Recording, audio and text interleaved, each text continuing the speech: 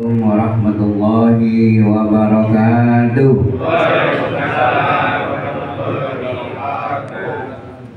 Alhamdulillah, alhamdulillahilladzi asbagha 'alaina ni'amahu bi ihsani. Asyhadu an la ilaha illallah wahdahu la syarika lah. Syahadatan tubawwi'u qailaha ghurafan min jinani. Wa ashhadu anna sayyidana Muhammadan abduhu wa rasuluh sababan najati yawmal faza'il akbari liman ahabbahu haqqal mahabbati bijanani.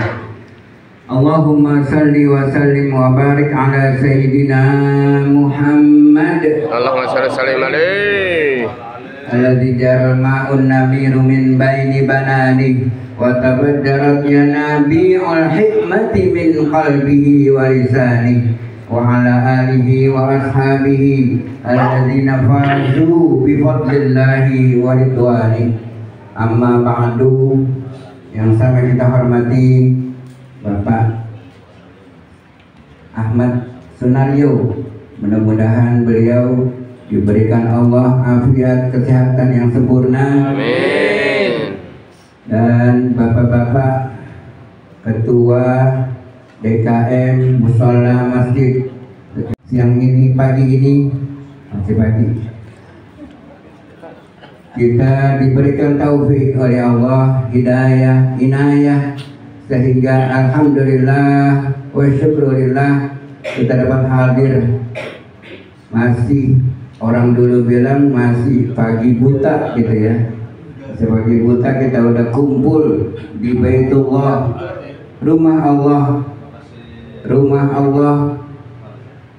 Alhamdulillah berkumpul dengan orang-orang maha besar. Allah maha besar, berarti panggilan dari yang maha besar. Andai kata kita tidak penuhi itu, berarti kita kurang sempurna iman kita kepada Allah yang maha besar. Jadi kita agungkan Allah, kita besarkan Allah. Kalau memang itu yang ada di dalam hati kita, kita anggap Allah lah yang maha besar. Kalau yang lain kecil, berarti kita penuhi panggilan yang maha besar. Jadi Allah itu menyatakan dirinya Allah maha besar.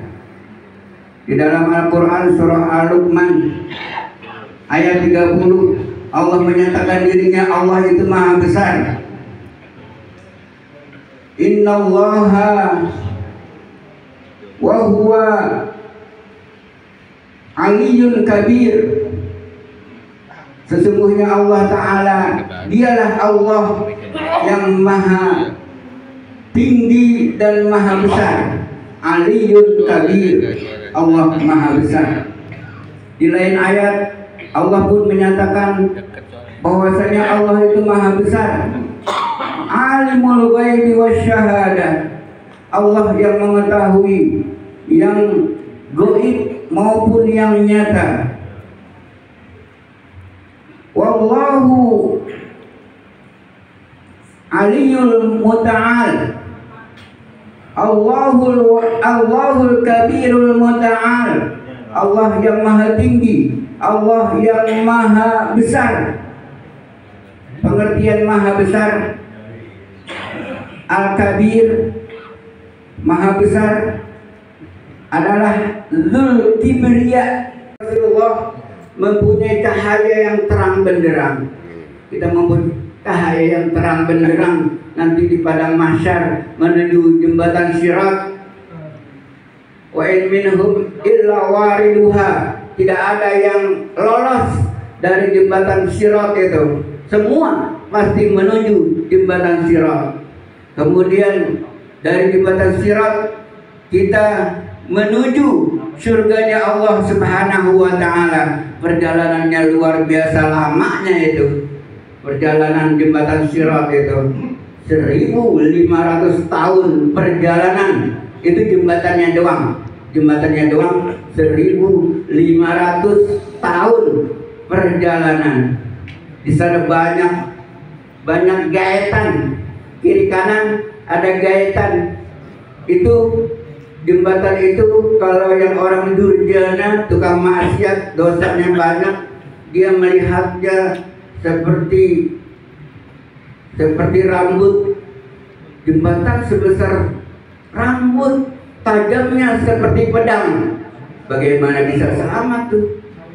Masya Allah. Kalau kita pikirkan itu, betapa dahsyatnya akhirat itu. Kiamat itu besar. Jadi orang yang membesarkan Allah itu keyakinannya Allah Maha Besar, dia membesarkan sesuatu yang dibesarkan oleh Allah. Kalau kita orang yang beriman, kita anggap Allah itu Maha Besar, yakin kita Allah Maha Besar, maka kita contoh apa yang Allah besarkan? Sumpah. Sumpah itu Allah berfirman, wa innahu laqasamun wa in ta'lamun azim. Sesungguhnya sumpah itu andai kata kamu ketahui bahwa Allah membesarkan sumpah. Allah bilang sumpah itu besar. Jadi jangan kebiasaan kita sedikit-sedikit sumpah, nggak boleh. Karena kalau kita membesarkan sumpah, kita nggak bakalan bersumpah. Imam Syafi'i radhiyallahu anhu, lahalabtu, aku tak pernah sumpah siddiqan au kadzaban, baik itu benar apalagi yang bohong, nggak pernah bersumpah. Kalau kita beriman kepada Allah yang Maha Besar, kita besarkan ini. Sumpah itu dibesarkan oleh Allah, maka kita tidak boleh sembarangan bersumpah. Yang dilanggar, dia nggak bayar dendaan, dosanya besar. Jadi sumpah adalah sesuatu yang dibesarkan oleh Allah. Sumpah itu ada 4 hukumnya. Ada sumpah yang wajib dilanggar, sumpah wajib dilanggar. Ada lagi sumpah yang sunnah dilanggar. Ada lagi sumpah yang haram dilanggar. Ada lagi sumpah yang boleh dilanggar. Sumpah yang wajib dilanggar, contohnya, saya bersumpah nggak mau sholat. Sedangkan sholat kan fardu, wajib sholat. Dia sumpahnya kayak gitu, saya nggak mau sholat maghrib. Saya sumpah demi Allah nggak mau sholat maghrib, gitu misalnya. Nah itu wajib dilanggar tuh kalau gitu, wajib dilanggar. Tapi dia mesti membayar kafaratul yamin, dendaannya tadi, memberikan makan anak yatim 10 orang, 1 orangnya 2 liter beras. Atau nggak mampu juga, dia mesti puasa 3 hari. Itu wajib dilanggar kalau dia sumpahnya, saya nggak mau sholat, saya nggak mau puasa Ramadan. Sumpahnya kayak gitu. Nah itu mesti dilanggar, wajib dilanggar, tapi bayar kafaratul yamin. Kemudian sumpah yang sunnah dilanggar. Saya bersumpah nggak mau sholat id lagi. Saya sumpah nggak mau sholat tarawih lagi. Saya sumpah nggak mau sholat duha lagi. Wah itu sunnah dilanggar. Jadi kita mesti sholat tarawih, kita sholat duha, kita sholat id, tapi mesti bayar denda, mesti bayar denda. Kemudian sumpah yang boleh dilanggar seperti makan. Saya nggak mau makan pakai jengkol lagi. Saya sumpah nggak mau makan jengkol lagi gitu. Tapi ternyata makan jengkol juga. Nah kan melanggar itu namanya, melanggar sumpah. Itu bayar denda tuh, bayar denda. Dendaannya tadi nggak boleh main-main, makanya sumpah itu. Jadi sumpah itu sesuatu yang besar karena dibesarkan oleh Allah. Nggak boleh dilanggar sumpah itu. Jadi andai kata dilanggar ada kafaratul yamin. Kemudian haram dilanggar seperti apa? Sumpah haram dilanggar seperti apa? Seperti saya sumpah nggak mau minum minuman keras lagi. Saya sumpah nggak mau berzina lagi. Saya sumpah nggak mau berjudi lagi. Tapi ternyata dilanggar itu. Haram itu dilanggar. Kalau dilanggar berarti 2 dia. Sudah melanggar sumpah, sudah dosanya sudah dosa judi, dosa zina, karena dilanggar sumpahnya itu bayar kafarah lagi. Jadi nggak boleh kita sembarangan bersumpah. Jadi sumpah itu Allah yang membesarkannya, kita mesti besarkan. Jangan sampai kita urusan-urusan kecil sampai bersumpah, kecuali keselamatan diri kita, kecuali agama kita. Itu boleh tuh bersumpah, keselamatan diri, keselamatan keluarga, keselamatan jiwa kita, akhirat kita, agama kita, itu boleh bersumpah. Jadi andai kata urusan-urusan kecil, jangan sampai kita bersumpah. Kemudian apalagi yang dibesarkan oleh Allah Subhanahu wa Ta'ala? Surga. Surga itu besar. Allah banggakan surga. Setiap orang yang beramal soleh, Allah akan masukkan ke dalam surga. Jadi surga itu dibanggakan oleh Allah, dibesarkan oleh Allah.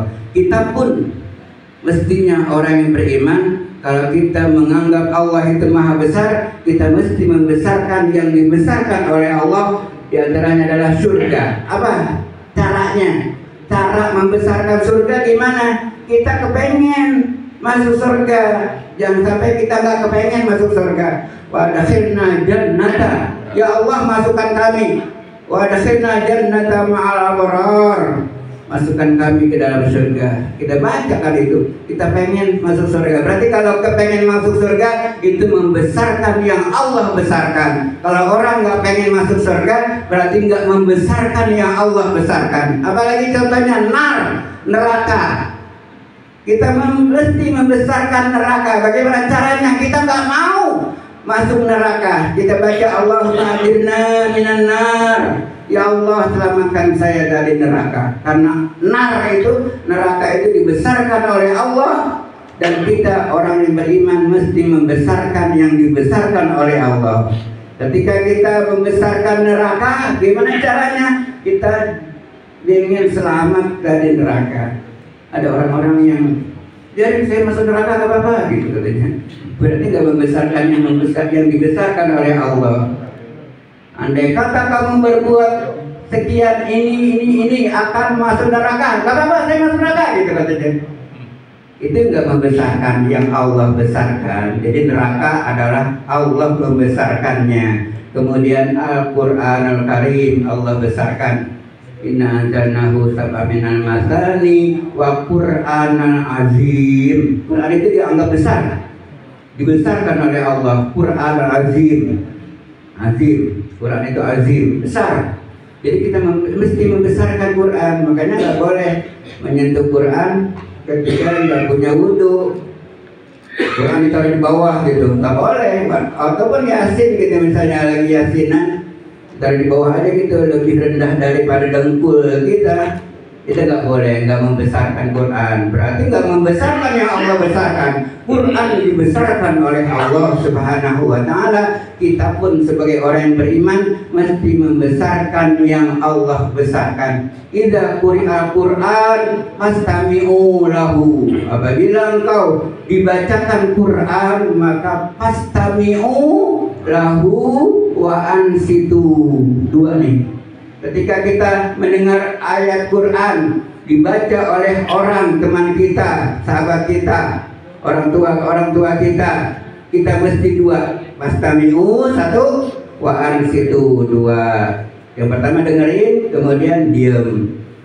Cuman dengerin sama diam doang. Allah. Wa afhimu gitu misalnya. Dengerin, diam, pahami. Wah berat itu. Ini cuma dua. Untung aja Allah nggak memerintahkan pahami itu ayat Quran. Walaupun kita nggak paham itu Quran, yang penting kita dengerin, kita diam, itu sudah cukup. Karena beritanya yang begitu, nggak perlu dipahami. Jadinya Quran itu bukannya mesti kita pahami dulu baru kita dengar, enggak. Apalagi Allah menyuruh pahami. Jadi jangan ngobrol, jangan mempunyai kegiatan yang lain ketika ada orang mendengarkan baca Quran. Mendengarkan baca Quran, fastami'u lahu wa ansitu. Dua dong. Kalau hobimu gitu, berarti kita belajar bahasa Arab dulu nih supaya paham semuanya. Jadi walaupun kita nggak paham ayat Quran, yang penting kita dengerin, kita diam ketika ada orang baca Quran. Misalnya lagi pengajian gitu, ada yang baca, berarti dengerin. Gak boleh ngobrol, itu besar tuh Quran karena dibesarkan oleh Allah Subhanahu wa Ta'ala. Ketika kita tidak mau mendengarkan ada orang yang baca ayat Quran, berarti kita nggak membesarkan yang Allah besarkan. Itulah orang-orang yang beriman. Tapi kalau kaset itu kan bukan dari makhrajnya, dari HP itu ada suara dari HP Quran. Itu bukan dari makhraj, nggak apa-apa, itu mah nggak didengerin juga. Diam juga kita ngobrol, nggak apa-apa tuh. Yang Allah suruh adalah yang keluar dari makhraj, yang keluar dari mulut. Nah kalau dari mulut berarti wajib betul kita dengerin. Fastami'u lahu wa ansitu, dengarkanlah dan diamlah ketika dibacakan Quran. Jadi banyak tuh hal-hal yang dibesarkan oleh Allah. Inna kaidakunna azim, sesungguhnya rayuan wanita itu azim, besar tuh. Jadi sampai ketipu wanita nih karena rayuan wanita itu azim tuh kata Allah. Inna kaidakunna azim, sesungguhnya rayuan tipu daya wanita itu azim, besar. Kita besarkan, jangan sampai kita ketipu dengan perempuan gitu. Itu azim tuh. Inna kaidakunna, akhir kurang ilmu, miskin ilmu, akhir ilmu, hamba yang dhaif, mohon dimaafkan daripada yang tidak berkenan apabila sesuatu yang kurang berkenan di hati para hadirin hadirat, ibu-ibu, maafkan saya. Wabillahi taufiq wal hidayah. Wassalamualaikum warahmatullahi wabarakatuh.